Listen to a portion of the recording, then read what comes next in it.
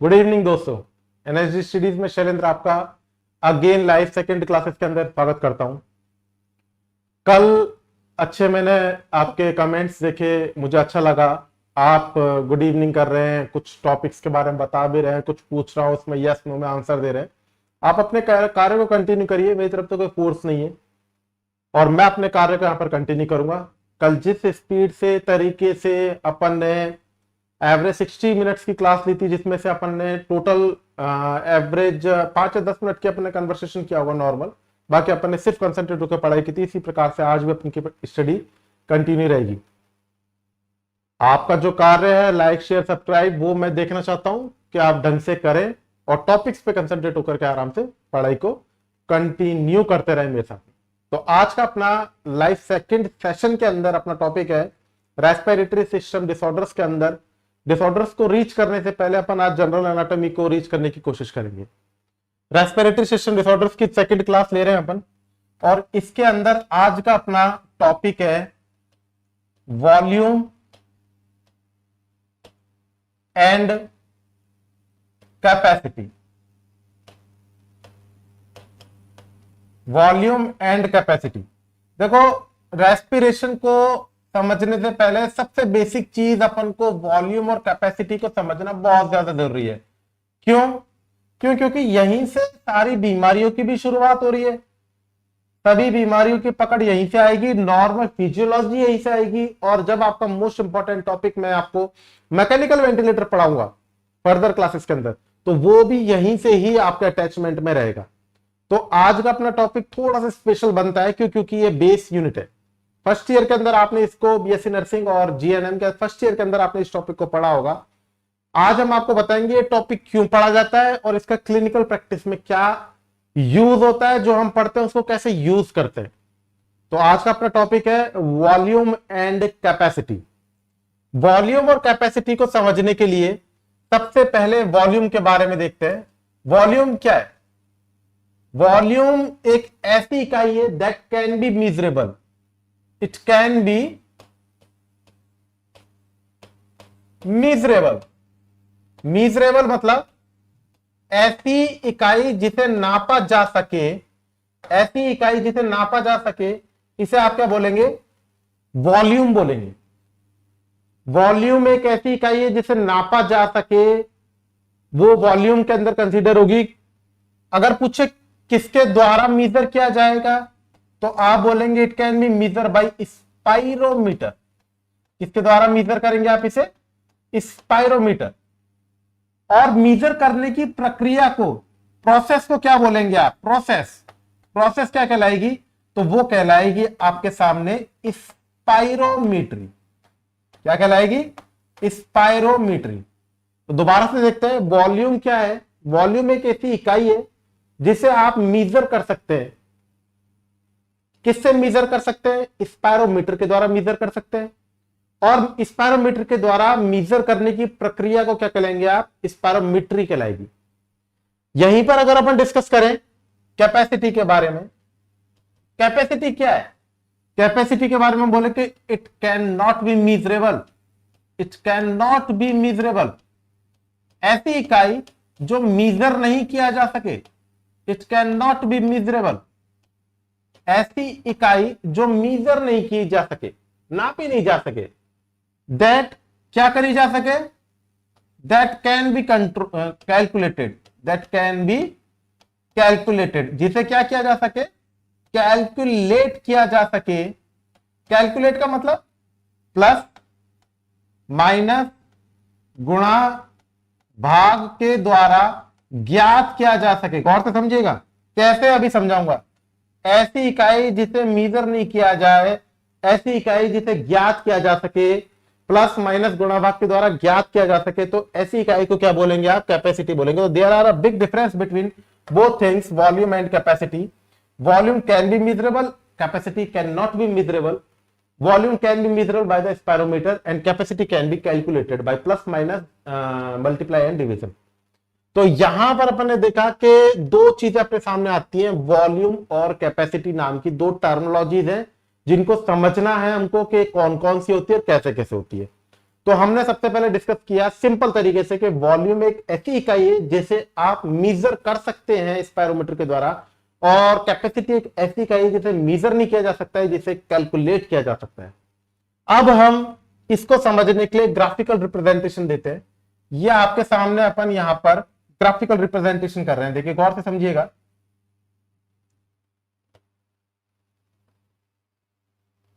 एक graphical representation लेने की कोशिश कर रहा हूं मैं यहां पे आपके सामने।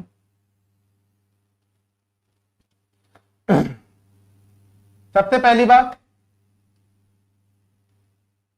जब आप नॉर्मली रेस्पिरेशन का ग्राफ लेते हैं तो किस प्रकार से आपके सामने क्लियर देखने को मिलता है, तो वो कुछ इस प्रकार से आपको देखने को मिलेगा। देखिएगा ये ऊपर बढ़ता हुआ, नीचे बढ़ता हुआ, इस प्रकार से कुछ आपको ग्राफ देखने को मिलेगा। इसमें जो ऊपर चढ़ता हुआ नीचे चढ़ता हुआ जो ग्राफ है, इसमें इसको बोलते हैं, ऊपर चढ़ने वाले लाइन को बोलते हैं इंस्पायरेशन। क्या बोलते हैं अपन इसे? इंस्पायरेशन। और जो नीचे उतरती हुई लाइन है इसे बोलेंगे आप एक्सपायरेशन। इंस्पायरेशन का अर्थ आपको क्लियर है? इंस्पायरेशन का मतलब होता है एयर का इन करना, और एक्सपायरेशन का मतलब होता है सांस को या एयर को आउट करना। अब ये ग्राफ क्या इंडिकेट कर रहा है? ये ग्राफ इंडिकेट कर रहा है टाइडल वॉल्यूम को। किसको इंडिकेट कर रहा है? टाइडल वॉल्यूम को। टाइडल वॉल्यूम क्या होता है, गौर से समझिएगा। ये रहा आपके पास में टाइडल वॉल्यूम। टाइडल वॉल्यूम कितना है? तो आप बोलेंगे 500 ml है। होता क्या है समझिएगा। एक स्वस्थ व्यक्ति नॉर्मल एयर जब अंदर लेता है तो 500 ml सांस को, एयर को इंस्पायर करता है, और 500 ml एयर को आउट करता है। मतलब इंस्पायरेशन कितना करता है? 500 ml करता है, और एक्सपायरेशन कितना करता है? 500 ml करता है। तो इसे क्या बोलते हैं आप? उस व्यक्ति का टाइडल वॉल्यूम कहते हैं। तो आपको एक एक चीज को, डाउट को एकदम आराम से क्लियर करके रखना है कि टाइडल वॉल्यूम किसे कहते हैं। मैं यहां पर लिख चुका हूं कि टाइडल वॉल्यूम कितना है। टाइडल वॉल्यूम है 500 ml। मैं यहां पर इसकी डेफिनेशन भी लिख रहा हूं। टाइडल वॉल्यूम क्या है? टाइडल वॉल्यूम क्या है, चीज को आराम से समझना है, क्योंकि ये चीजें बार बार नहीं समझनी है, एक बार समझनी है, क्लियर माइंड में फिक्स करनी है और आगे बढ़ना है। टाइडल वॉल्यूम क्या है? एक normal healthy person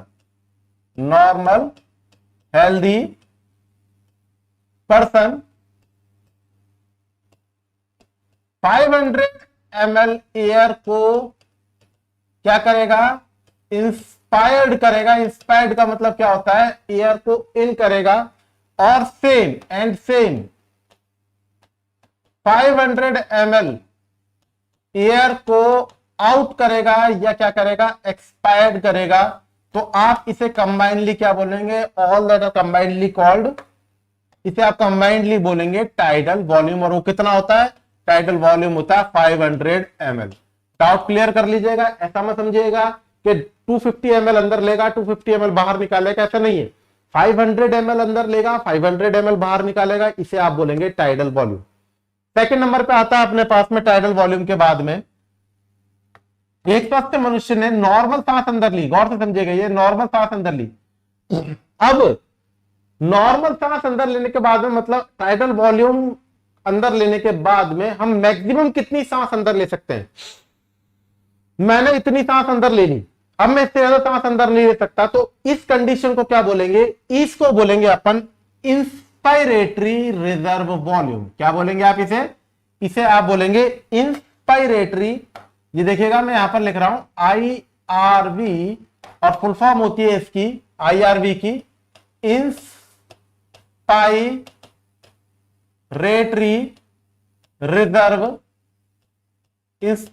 reserve volume IRV। और ये कितना होगा? तो आप बोलेंगे ये होगा 3100 ml। अलग अलग बुकों में अलग अलग आंकड़े हैं, मैं इसको अपने हिसाब से फिक्स करके बता रहा हूं। जो मैंने मानक बुकों में से मेरे को समझ में आया कि ये सही है, मैं उसको ये चीज को आपको बता रहा हूं। तो IRV का मतलब क्या होता है? After taking normal inspiration we can take maximum inspired air, that's condition are called inspiratory reserve volume. I again repeat, normal सांस अंदर लेने के बाद, नॉर्मल मनुष्य अपनी सांस अंदर लेता है और बाहर निकालता है, लेकिन मैं कह रहा हूं नॉर्मल एयर को इन करने के बाद, मैंने नॉर्मल एयर इन कर रखी है, अब मैं मैक्सिमम कितनी सांस अंदर ले सकता हूं? ये मैं पूरी तरीके से सांस अंदर ले रहा हूं, तो जो पूरी सांस अंदर ले ली, तो मैं इस समय किसको अचीव कर चुका हूं, मैं इस समय अचीव कर सका हूं IRV को, इंस्पायरेटरी रिजर्व वॉल्यूम को। और ये कितना होता है, ये होता है 3100 ml, 3100 ml। तो मैं यहां पर भी इसको डिक्टेट कर रहा हूं। सेकंड है IRV। IRV का मतलब होता है inspiratory reserve volume.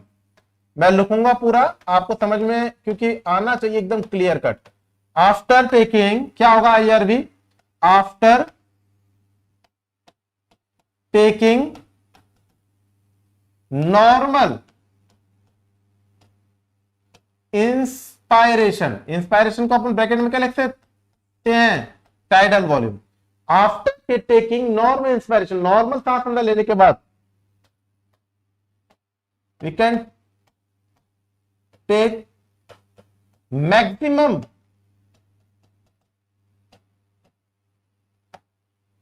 Air in, हम मैक्सिमम कितनी एयर ले सकते हैं, how much air will be taken by me, पूरी में कितनी तरीके से मैक्सिमम कितनी एयर अंदर ले सकता हूं, इस कंडीशन को आप क्या बोलेंगे, इस कंडीशन को बोलेंगे आप इंस्पायरेटरी रिजर्व वॉल्यूम।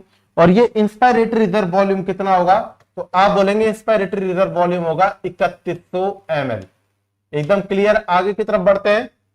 देखिए, नॉर्मल सांस अंदर ली, नॉर्मल सांस बाहर निकाली, तो ये हुआ 500 ml सांस अंदर ली, 500 ml सांस बाहर निकाली, इसे बोला अपन ने टाइडल वॉल्यूम। नॉर्मल सांस अंदर ली मतलब टाइडल वॉल्यूम अंदर लिया, उसका जो मैक्सिमम में कितनी सांस अंदर ले सकता हूं, इसे बोला अपन ने इंस्पायरेटरी रिजर्व वॉल्यूम। अब बात करते हैं सांस को बाहर निकालने की। अब मैं सांस को बाहर निकालूंगा, मैं करके भी दिखाऊंगा, पहले आप ग्राफिकल समझ लीजिए। ये मैंने इस प्रकार से सांस को बाहर निकाला, तो ये मैंने इस समय टाइडल वॉल्यूम को बाहर निकाल दिया। अब आप टाइडल वॉल्यूम को बाहर निकालने के बाद मैक्सिमम कितनी सांस बाहर निकाल सकता हूं, मैक्सिमम कितनी सांस बाहर निकाल सकता हूं, इसे अपन बोलेंगे पॉइंट पे, इसे क्या बोलेंगे अपन, इसे बोलेंगे अपन एक्सपायरेटरी, इसे बोलेंगे अपन एक्सपायरेटरी रिजर्व वॉल्यूम। तो नेक्स्ट जो टर्म बनी वो क्या बनी, नेक्स्ट टर्म बनी ERV and full form are expiratory reserve volume. कितना होगा, आप बोलेंगे 1200 ml। करके दिखाते हैं। देखिए, मैंने नॉर्मल सांस अंदर ली, अब मैंने मैक्सिमम सांस अंदर ली, अब मैंने सांस को बाहर निकाल रहा हूं। अब मैंने इस समय क्या कर चुका हूं, मैं अपना नॉर्मल एयर को बाहर निकाल चुका हूं। अब मैं मैक्सिमम सांस को बाहर निकालूंगा। अब ये जो हफ करती हुई सांस बाहर निकली है, इसके बाद में मैं सांस को बाहर नहीं निकाल सकता। ये मैक्सिमम पॉइंट पे मैं यहां पर आ चुका हूं। अब मैं इसके बाद में सांस को बाहर नहीं निकाल सकता। मैं कोई सी भी एक्सरसाइज कर लूं, एक्सटर्नल एक्टिविटी कर लूं, जंपिंग कर लूं, रनिंग कर लूं, क्राइंग कर लूं, लाउडली स्पीकिंग कर लूं, मैं अब जो अंदर एयर है इससे ज्यादा एयर को बाहर नहीं निकाल सकता। तो मैं किस पॉइंट पर हूं, मैं हूं एक्सपायरेटरी रिजर्व वॉल्यूम को। और एक्सपायरेटरी रिजर्व वॉल्यूम कितना होता है, तो मैंने आपको अभी भी बताया है, ये होता है 1200 ml। समझ रहे हैं। तो एक्सपायरेटरी रिजर्व वॉल्यूम को अपन लिख देते हैं एक्सपायरेटरी रिजर्व वॉल्यूम, इसको full form ERV short form हुआ, इसको फुल फॉर्म में लिखा अपन ने expiratory reserve volume. Expiratory reserve volume किसे बोलेंगे, बिल्कुल हिंदी में समझेंगे। Expiratory reserve volume normal air को बाहर निकालने के बाद, मतलब टाइडल वॉल्यूम को आउट करने के बाद, टाइडल वॉल्यूम को आउट करने के बाद,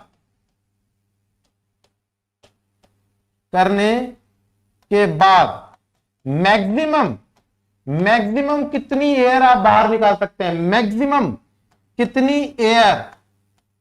मैक्सिमम कितनी एयर को आप आउट कर सकते हैं, उसे क्या बोलेंगे आप, उसे बोलेंगे आप, बिल्कुल तरीके से समझना है, एक्सपायरेटरी रिजर्व वॉल्यूम। और ये कितना होता है, 1200 ml।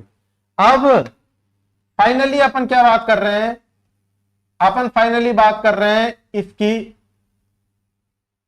इसे बोलते हैं अपन RV। क्या बोलेंगे, अमाउंट ऑफ एयर, ऐसा amount of air which are left inside the lungs after expiratory reserve volume. हमने पूरी सांस बाहर निकाल ली, पूरे जोर से हमने दम लगा के सांस को बाहर निकाल लिया, हमने एक्सपायरेटरी रिजर्व वॉल्यूम को अचीव कर लिया। अभी भी आपके लंग्स के अंदर कुछ ऐसी एयर अवेलेबल है जिसे आप किसी भी कंडीशन पे बाहर नहीं निकाल सकते हो। चाहे तो आप जंपिंग कर लो, एक्सरसाइज कर लो, कुछ भी कर लीजिए, आप उस एयर को बाहर नहीं निकाल सकते हो। उसे आप क्या टर्म में कहोगे? उसे आप बोलोगे residual volume.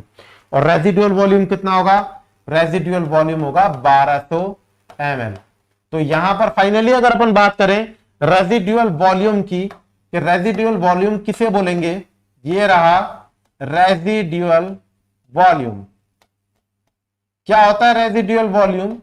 Amount of air, ऐसा अमाउंट ऑफ एयर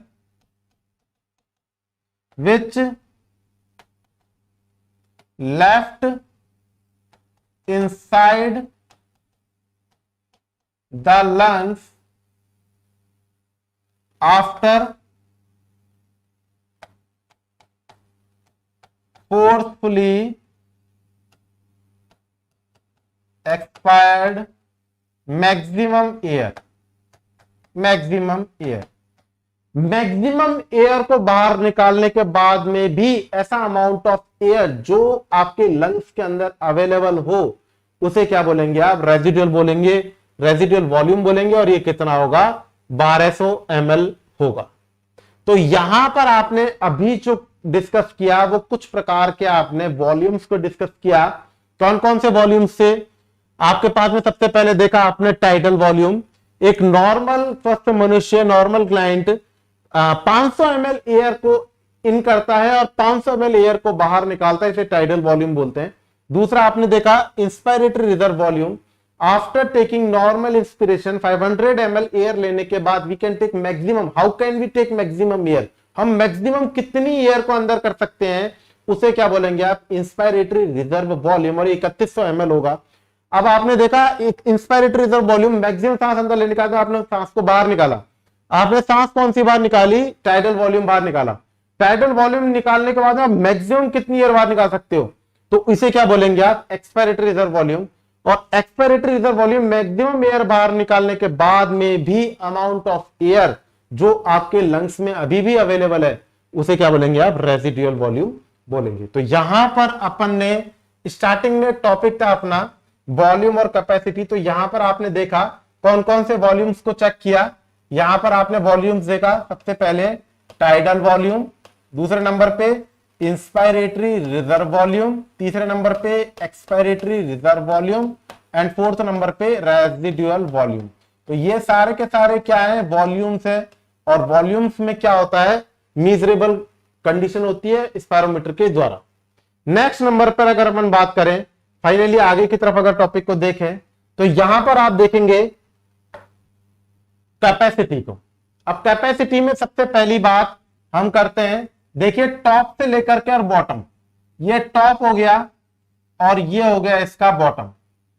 ये टॉप हो गया और ये बॉटम। टॉप से लेकर बॉटम तक को योग करके देखो, टॉप से लेकर बॉटम तक को योग करेंगे तो क्या बनेगा? तो आप बोलेंगे बनेगा TLC।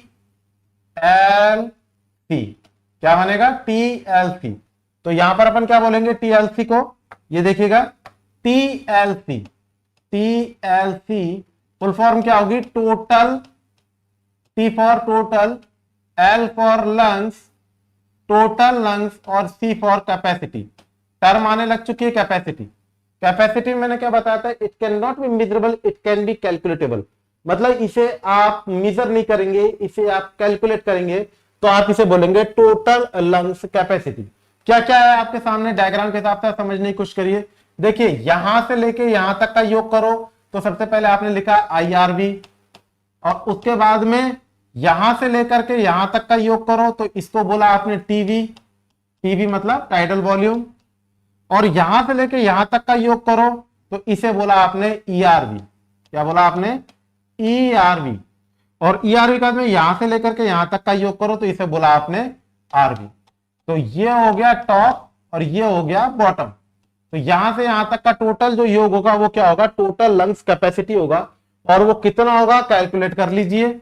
IRV कितना है? 3100 ml।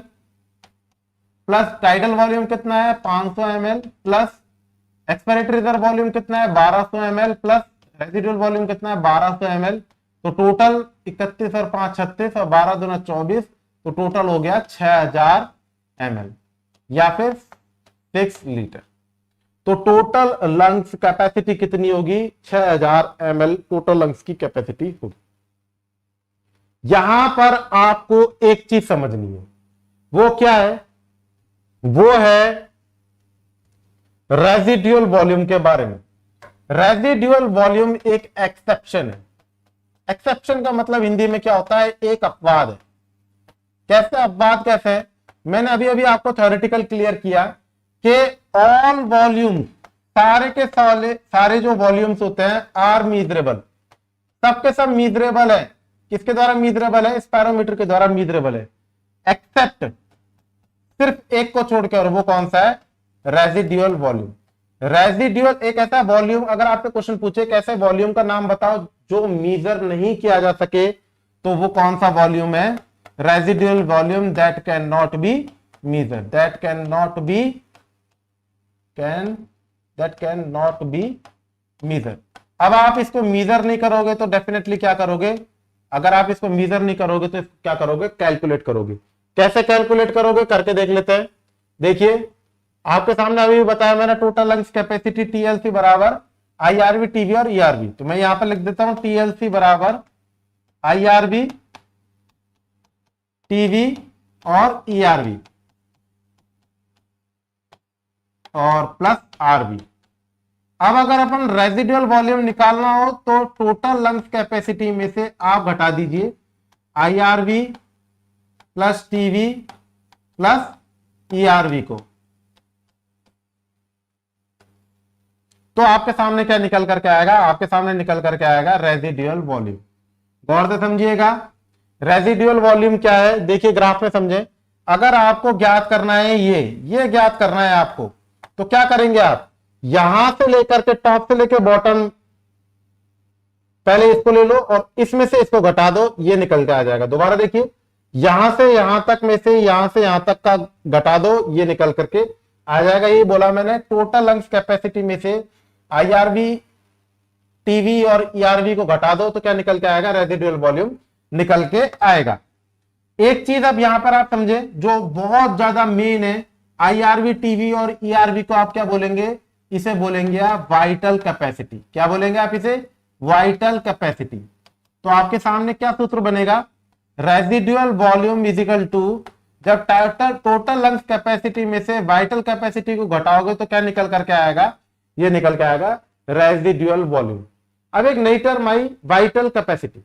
ये वाइटल कैपेसिटी क्या है, वाइटल कैपेसिटी का मतलब, वाइटल का मतलब होता है जो रनिंग में हो, ऐसा एयर मूवमेंट जो कंटिन्यूअसली रनिंग में हो, तो वो क्या होगा, वाइटल कैपेसिटी होगा। कौन कौन सा रनिंग में, हम इंस्पायर कर रहे हैं ये रनिंग में, हम मैक्सिमम इंस्पायर कर रहे हैं ये भी रनिंग में आ जाएगा, मैक्सिमम एयर को रनिंग में कर रहे हैं तो ये भी क्या हो जाएगा, एक्सपेक्टेड रिजर्व वॉल्यूम भी किस में आ जाएगा, वाइटल कंडीशन में आ जाएगा। तो वाइटल की अगर अपन बात करें, वाइटल में क्या क्या काउंट करेंगे, तो ग्राफिकल देख लीजिए, inspiratory reserve volume, expiratory reserve volume और inspiratory reserve volume, tidal volume, expiratory reserve volume, इन सब का योग क्या कहलाएगा, वाइटल कैपेसिटी कहलाएगा। क्या कहलाएगा, वाइटल कैपेसिटी। क्या क्या है वाइटल कैपेसिटी, वाइटल कैपेसिटी है इंस्पायरेटरी रिजर्व वॉल्यूम, दूसरा टाइडल वॉल्यूम, तीसरा एक्सपायरेटरी रिजर्व वॉल्यूम, तीनों का योग क्या कहलाएगा, वाइटल कैपेसिटी कहलाएगा। तो रेजिडुअल वॉल्यूम का एकदम से सिंपल सा आपके सामने आंसर आ गया। रेजिडुअल वॉल्यूम क्या है, जब आप 6000 में से घटाओगे वाइटल कैपेसिटी कितनी हुई 4800, तो क्या निकलेगा, रेजिडुअल वॉल्यूम 1200 ml। देखो कई स्टूडेंट पूछेंगे सर वाइटल कैपेसिटी कैसे आपने 4800 निकाली, तो दोबारा से देख लीजिए, वाइटल कैपेसिटी को मैंने क्या क्या योग बताया, इंस्पायरेटरी रिजर्व वॉल्यूम का योग प्लस टाइडल वॉल्यूम का योग प्लस एक्सपायरेटरी रिजर्व वॉल्यूम का योग। तो आपने देखा 3100 संग में 500 और फिर संग में 1200, तो कितना हुआ 3600 और 1200 4800। तो मैंने यहां पर डायरेक्ट ही आपके सामने लिख दिया कि वाइटल कैपेसिटी कितनी होती है, वो होती है 4800 ml या एवरेज 5000 ml। अभी तक आपने कौन कौन सी कैपेसिटीज को सर्च किया, देखिए आपने एक देखा टोटल लंग्स कैपेसिटी और एक देखा वाइटल कैपेसिटी, दो कैपेसिटी को आपने सर्च किया। अब हम करेंगे नेक्स्ट कैपेसिटी को सर्च, और वो कैपेसिटी क्या है, गौर से समझिएगा, ये कैपेसिटी है आईसी। क्या है? आईसी। नेक्स्ट कैपेसिटी का नेम है आईसी, और आईसी को आप क्या बोलेंगे? आईसी को आप बोलेंगे इंस्पायरेटरी कैपेसिटी। आईसी का मतलब क्या है? इंस्पायरेटरी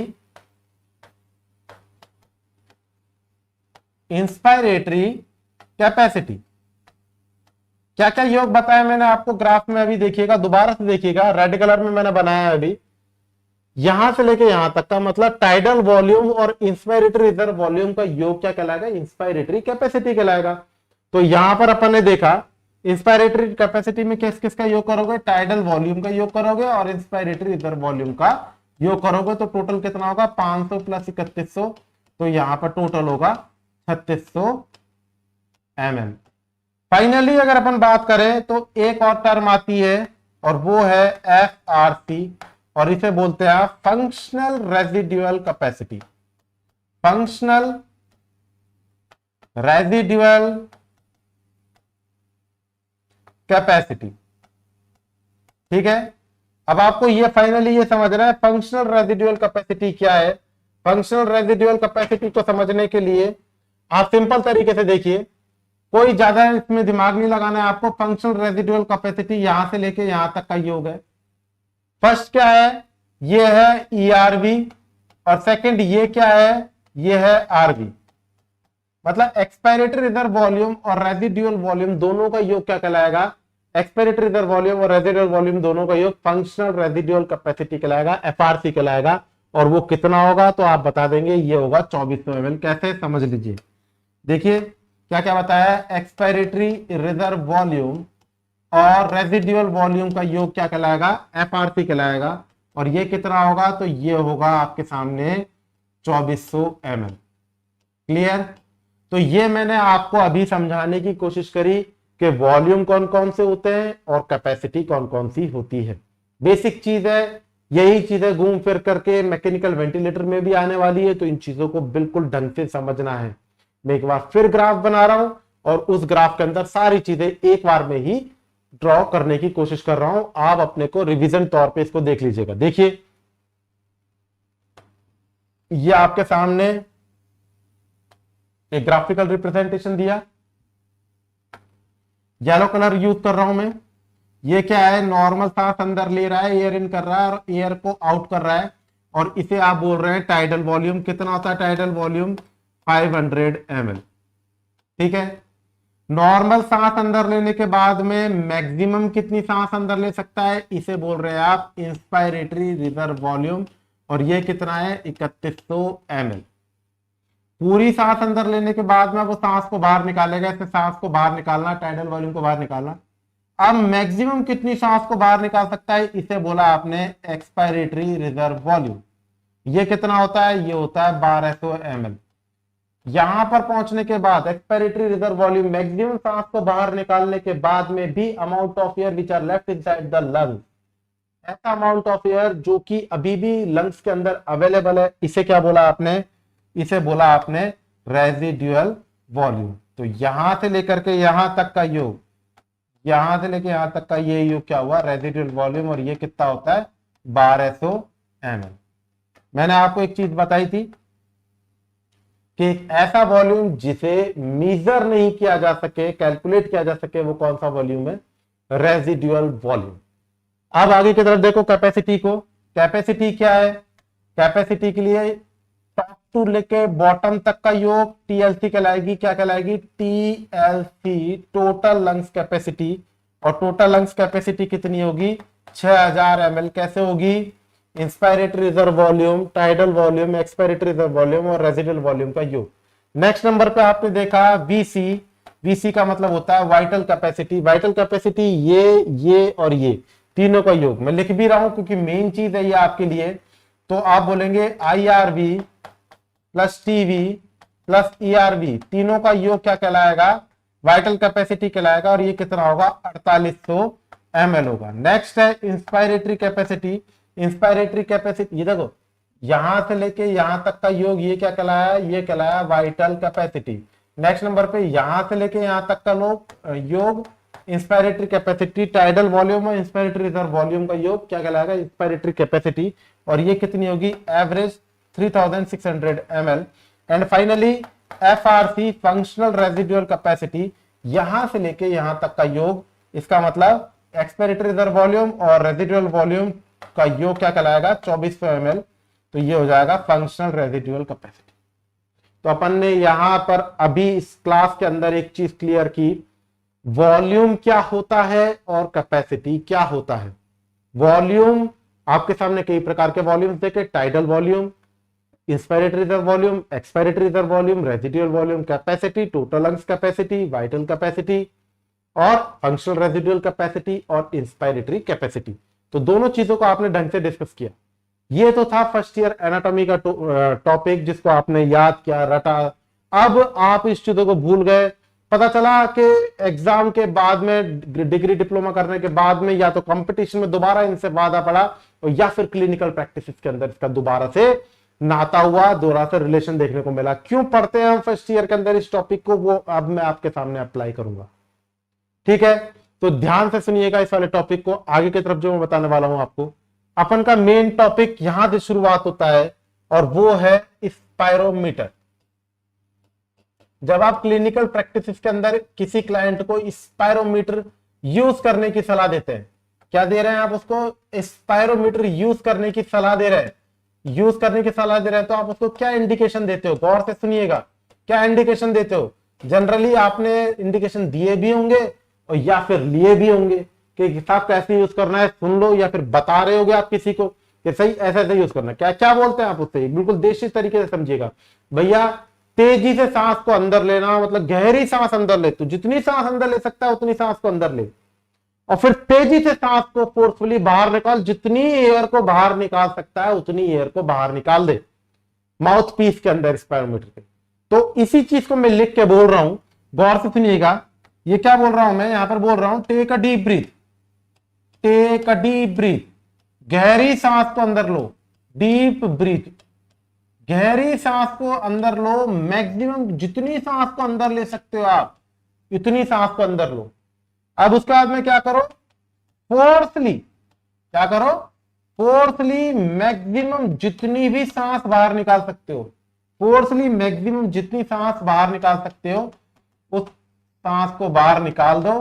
तो ये प्रोसीजर आपने करने के लिए उसको इंडिकेशन में दिया, ये आपने उसको प्रोसीजर करने को इंडिकेशन में दिया। अब आप एक बार सोच करके देखो, मेडिकल पर्सन होते हुए थ्रू आप ये सोच के देखो आपने उससे क्या कही, गौर से समझिएगा, देखिएगा, देखिए आपने उससे किसकी कही है। मैं यहां पर आपके सामने क्लियर करने की कोशिश कर रहा हूं, आपने इस कलर से समझिएगा। आपने उससे बोला भैया गहरी सांस अंदर ले, जितनी सांस अंदर ले सकता है ले, तो उसने साहब पहले पूरी गहरी सांस अंदर ली है, देखिएगा पूरी गहरी सांस अंदर ली, जितनी सांस अंदर ले सकता है उसने पूरी सांस अंदर ले ली।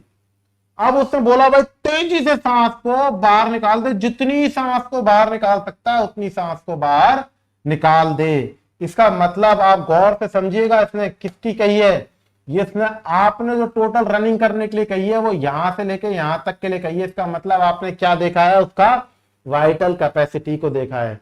तो यहां पर एक क्लासिकल क्वेश्चन बनता है आपके सामने, और वो क्या क्वेश्चन है कि स्पायरोमीटर के अंदर आप किसकी जांच करते हैं मेडिकली, अगर आप समझने की कोशिश करें तो आप वाइटल कैपेसिटी की जांच करते हैं। समझ रहे हैं, तो यही चीज आपको सबसे पहली समझनी है।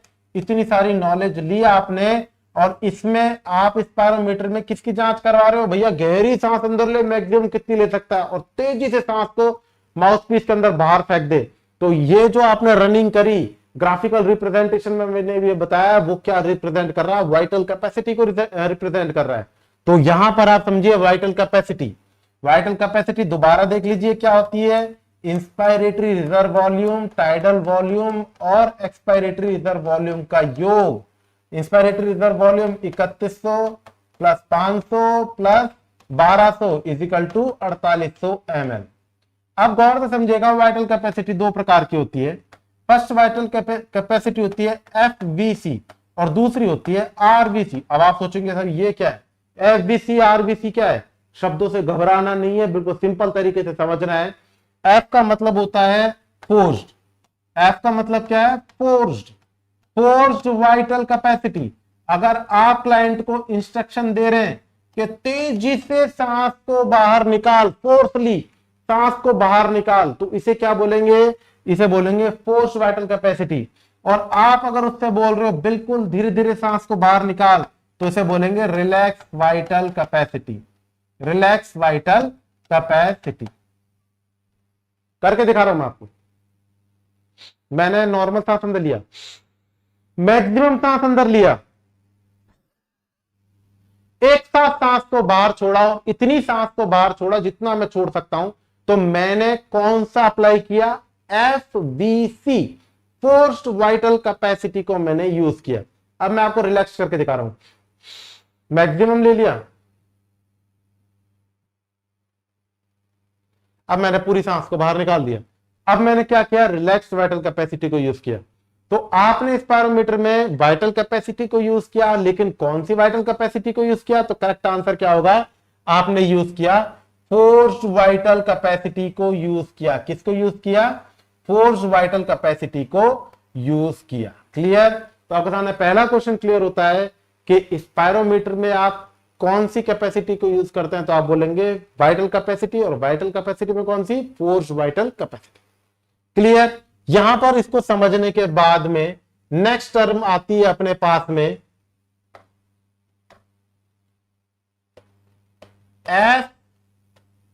FeV1 upon FVC ratio.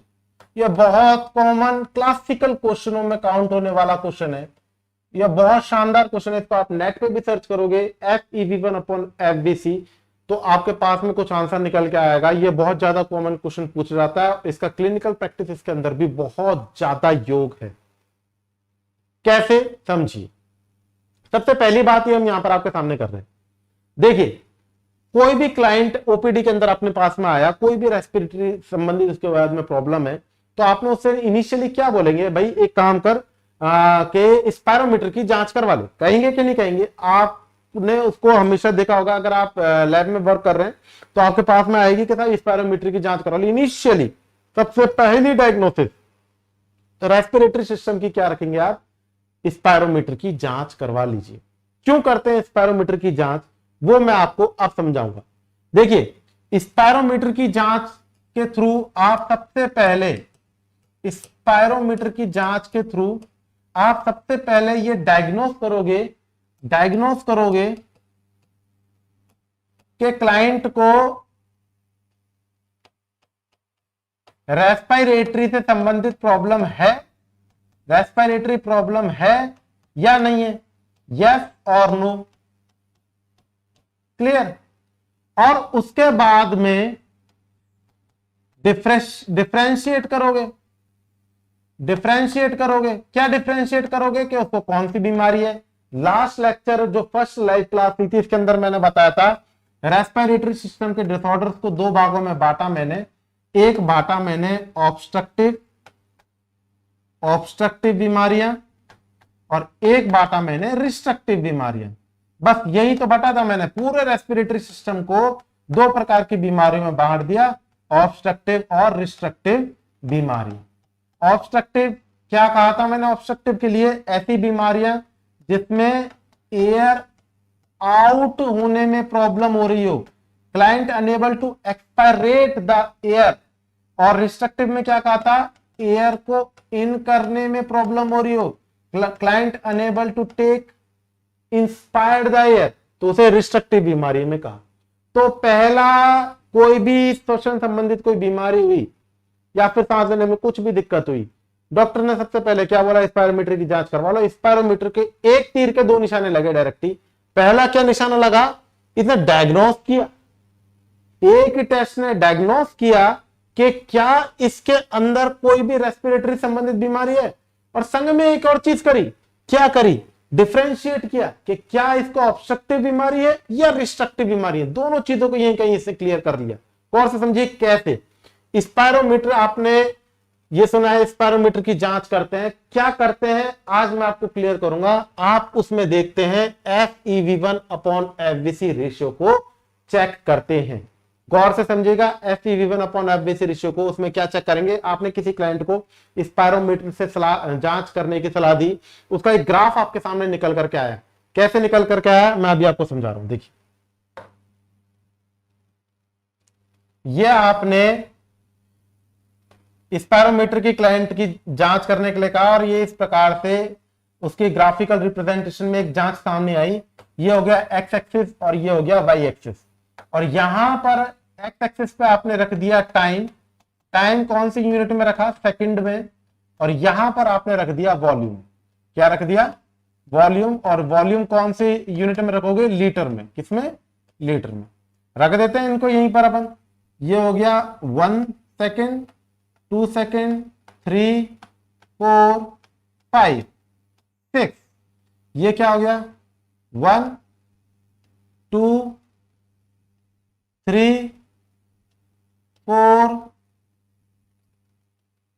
5 और ये 6। क्लियर। ये आपके सामने एक्स एक्सिस पे टाइम हो गया और वाई एक्सिस पे क्या हो गया, वॉल्यूम हो गया। लीटर के अंदर कितना लीटर होता है, टोटल लंग्स कैपेसिटी 6 लीटर होती है, तो अपन ने 6 मैक्सिमम पॉइंट रखती है। समझ रहे हैं बात को। अब अपन ने उससे बोला स्पायरोमीटर की जांच करो, स्पायरोमीटर की जांच उसने करना शुरू किया। यहां पर एक लॉजिक को, इस ग्राफ को समझने से पहले एक लॉजिक को आप याद रखें। एक लॉजिक है, वो ये है कि नॉर्मल पर्सन की बात कर रहे हैं, एकदम नॉर्मल पर्सन की। नॉर्मल पर्सन, नॉर्मल पर्सन जो सांस को ब्लो आउट करेगा स्पायरोमीटर में, क्या यूज करते हैं स्पायरोमीटर में, फोर्स्ड वाइटल कैपेसिटी यूज करते हैं। तो normal person forced vital capacity का 80% पहले सेकंड में एयर को आउट कर देगा। बस इस लाइन को समझना है। कैसे, मैं समझाने की कोशिश करता हूं, दोबारा से देखिए। आपसे बोला भैया जितनी सांस अंदर लेनी है लो और एक साथ सांस को बाहर निकालो।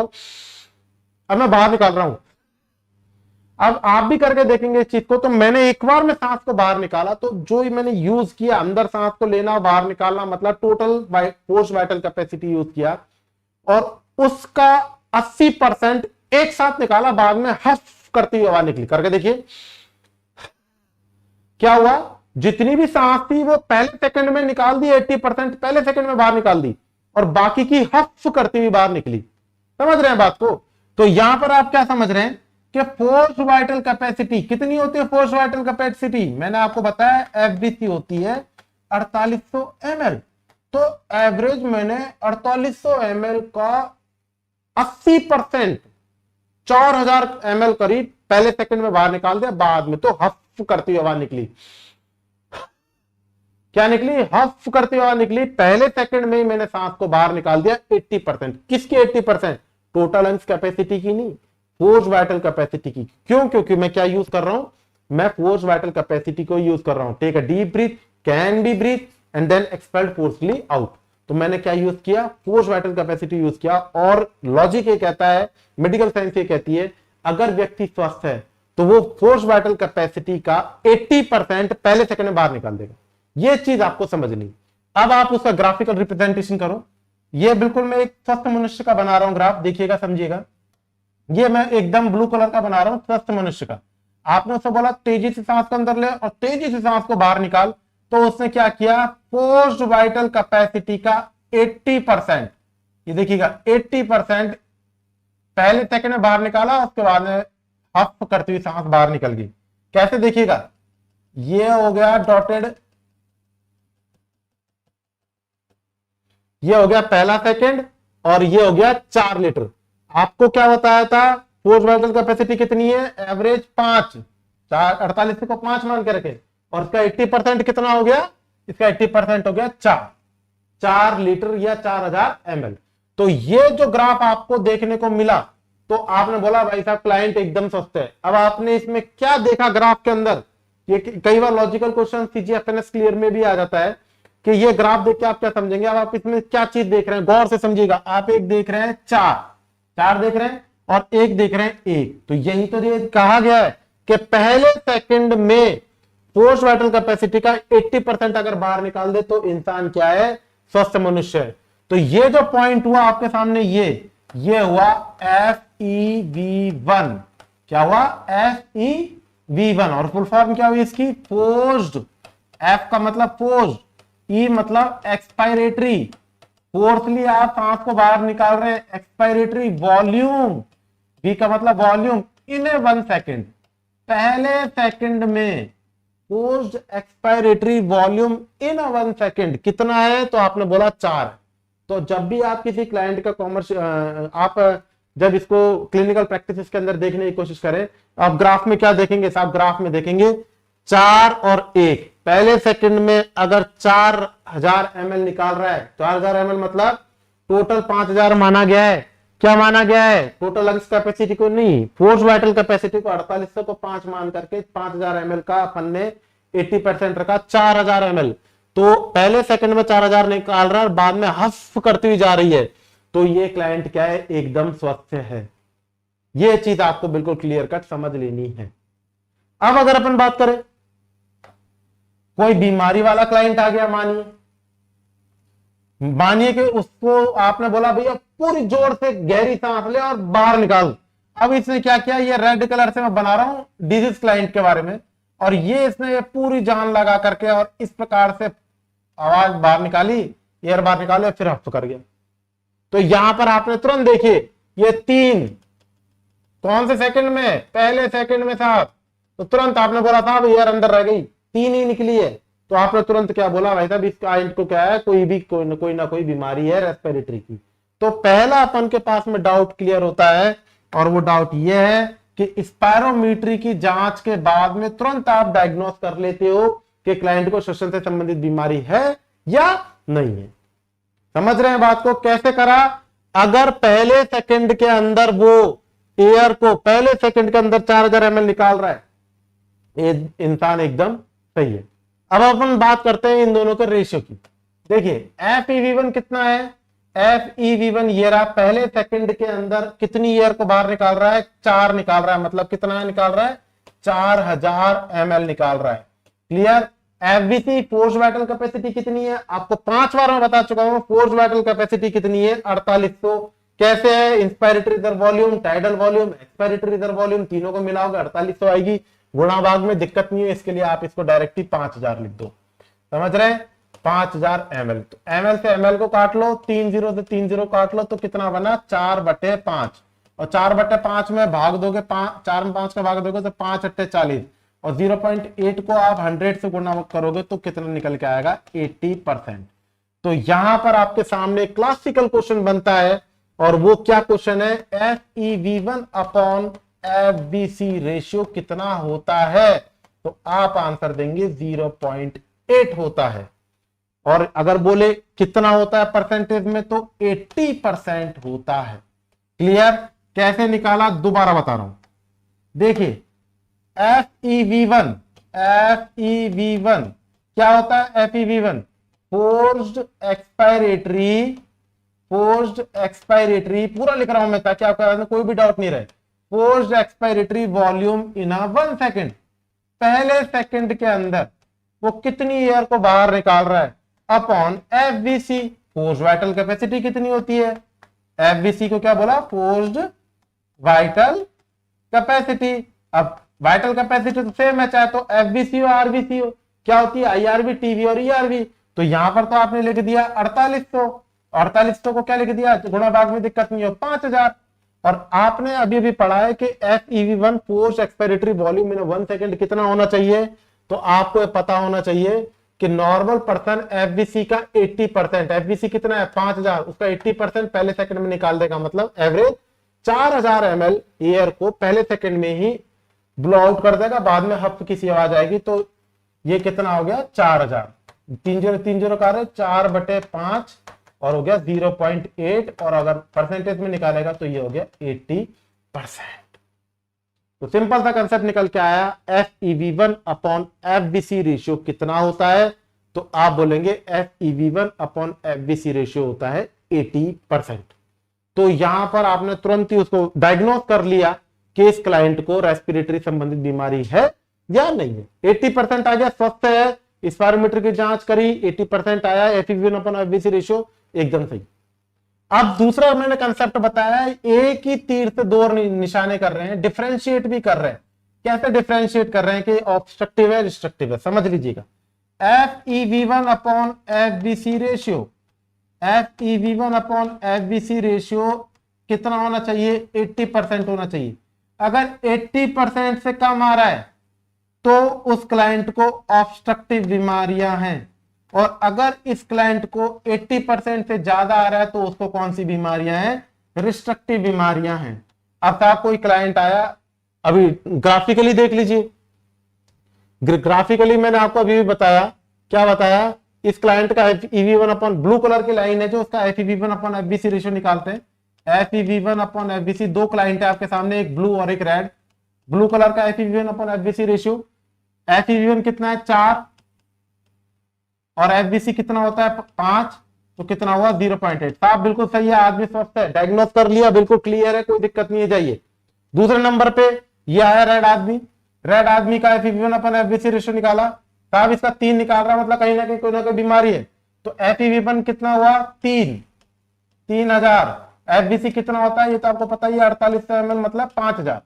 काटिए, 30 काटा, 3/5, 5 में 3 को भाग दे लो तो 5 छिक्का 30, और परसेंट इसमें निकाला तो कितना हुआ? 60%।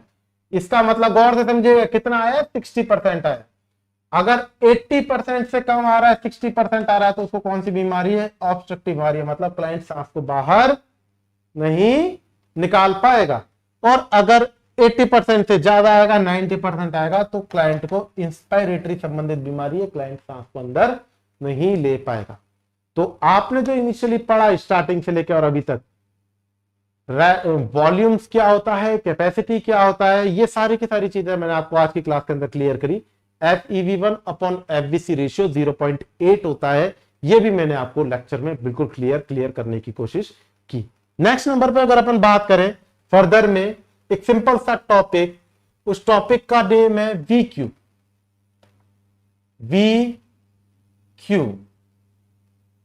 रेशियो, VQ रेशियो, ये बहुत कॉमन क्वेश्चन आपके सामने आता है कई बार। VQ रेशियो में Q स्टैंड फॉर, क्वेश्चन क्या आ रहा है गौर से समझिएगा, देखिए पूरा क्वेश्चन पढ़िए। इन VQ रेशियो ये देगा Q स्टैंड फॉर। अब इसके अंदर कई सारे ऑप्शन दे देगा कि Q मतलब होता है क्वालिटेटिव,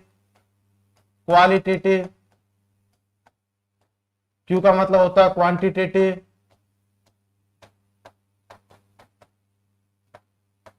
Q का मतलब होता है क्वारंटिव, एंड Q का मतलब कुछ भी रख लो, परफ्यूजन। तो इस प्रकार से बहुत ही कॉमन क्वेश्चन आता है, ऑप्शन आ जाते हैं ABCD, क्या आंसर होगा? तो लड़के अपने दिमाग को लगाने में ABC के ऊपर जाते हैं, कोई भी D के ऊपर नहीं जाता है। इधर करेक्ट आंसर होगा VQ रेशियो के अंदर Q स्टैंड करता है, करेक्ट आंसर क्या होगा इसका करेक्ट आंसर होगा D, परफ्यूजन। तो यहां पर VQ, आज अपन आपको कंसेप्ट पढ़ा रहे हैं। V का मतलब होता है वेंटिलेशन, V का मतलब क्या है? वेंटिलेशन, एंड Q का मतलब क्या है? परफ्यूजन। इन दोनों का रेशियो पूछ रहा है कि इन दोनों का रेशियो भाग कितना होगा, ये आपको पूछने की वो कोशिश कर रहा है। तो ये आपके पास में एक नया टॉपिक आता है, VQ रेशियो कितना होता है। इसको समझने के लिए सबसे पहले अपन V का मतलब वेंटिलेशन रखा है, तो हम यहां पर सबसे पहले हम V को रखते हैं। V का मतलब क्या होता है? V का मतलब होता है वेंटिलेशन। वेंटिलेशन का सूत्र क्या होता है? जब टाइडल वॉल्यूम में आप फ्रीक्वेंसी को गुणा करोगे तब क्या निकल के आएगा? वेंटिलेशन निकल के आएगा। टाइडल वॉल्यूम कितना है? टाइडल वॉल्यूम है 500 ml, और फ्रीक्वेंसी कितनी है? 12, तो कितना हुआ? 6000 ml। 6000 ml क्या हो गया? वेंटिलेशन हो गया। कई स्टूडेंट सोचेंगे ये फ्रीक्वेंसी क्या है, तो साहब ये रेस्पिरेटरी रेट से संबंधित रख लीजिए। और टाइडल वॉल्यूम क्या है आपको पता है, नॉर्मल सांस को एयर इनको 500 ml करेगा, 500 ml निकालेगा, फ्रीक्वेंसी से गुणा करोगे तो 12 अपन ने नॉर्मल फ्रीक्वेंसी रेस्पिरेटरी रेट रख करके गुणा करके रखा तो 6000 ml आपके साथ में वेंटिलेशन निकल के आया, ऑल ओवर बॉडी का है। समझ में आई बात। अब हम बात करते हैं वीक्यू रेशियो के अंदर एक स्पेशल वेंटिलेशन की, उसका नाम है एवी। ए का मतलब क्या है, एल्वियोलर। ये एल्वियोलर वेंटिलेशन। एल्वियोलर वेंटिलेशन क्या होगा था आप देखिएगा, ये अपन ने इस प्रकार से लंग्स बनाया, क्लियर, और ये मैंने एयर में बनाया और फाइनली ये क्या बनाई, एल्वियोलाई बनाई। अब गौर से समझिएगा, क्लाइंट ने माउथ के थ्रू एयर को इन किया, ठीक है, इन किया, और ये एयरवे विभिन्न प्रकार का एनाटॉमिकल रीजन से होते हुए फाइनली कहां पहुंची, एल्वियोलाई के अंदर। एयर को इन किया, और कितनी एयर को इन किया, अब ये तो आपको पता ही था, 500 ml यूज की। कितनी यूज करी, 500 ml एयर को इन किया और 500 ml को बाहर निकाला। तो कहने की बात यह है कि जो 500 ml एयर अंदर ली, तो क्या 500 ml पूरी की पूरी एयर एल्वियोलाई में गई, नहीं गई। 500 ml जो अपन ने एयर अंदर ली टाइडल वॉल्यूम के थ्रू, 500 ml जो अपन ने एयर अंदर ली, वो अपन के रेस्पिरेटरी साइनसेस, कई एनाटॉमिकल डेड स्पेस में कई तो एयर रुक गई, और फाइनली कटती कटती हुई बचती हुई कुछ मात्रा में एयर अपन के एल्वियोलाई के अंदर गई। तो इस कंडीशन को सिंपली समझने के लिए क्या कहेंगे आप, एक टर्म समझेंगे पहले आप, dead space. Dead space, dead space क्या होता है, ऐसा स्पेस जिसके अंदर एयर इकट्ठी रह जाए, वेंटिलेशन के अंदर, एल्वियोलाई के अंदर नहीं जा पाए।